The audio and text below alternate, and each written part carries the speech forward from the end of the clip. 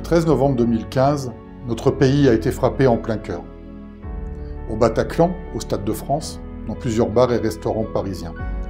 Ce soir-là, 132 vies ont été arrachées, plus de 400 blessés, des familles détruites, une génération marquée à jamais. Aujourd'hui, je pense à ces femmes, à ces hommes, à ces jeunes, dont le seul tort était de vivre, de sortir, de se divertir, de partager un moment de liberté. Aujourd'hui, je pense à leurs proches et à ces 10 années qui n'effaceront jamais l'absence. Je pense, bien sûr, à mes collègues qui ont affronté l'indicible pour sauver des vies et mettre fin au massacre. En tant qu'ancien policier, en tant qu'ancien dirigeant syndical, je n'oublierai jamais cette nuit-là. Je n'oublierai jamais les appels, l'inquiétude, les visages fatigués mais déterminés de celles et ceux qui ont répondu présents sans poser de questions, parce que c'est leur mission, leur engagement, leur devoir. Ce jour-là, la nation a compris une fois de plus que la sécurité n'est pas un acquis.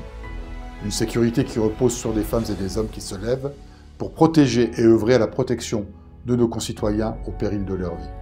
Une sécurité qui exige des moyens, du soutien, de la reconnaissance, de la clarté politique. Une sécurité qui ne tolère ni faiblesse face au terrorisme, ni oubli pour celles et ceux qui nous protègent. 10 ans ont passé, le temps a un peu atténué l'émotion, mais il ne doit jamais user la mémoire.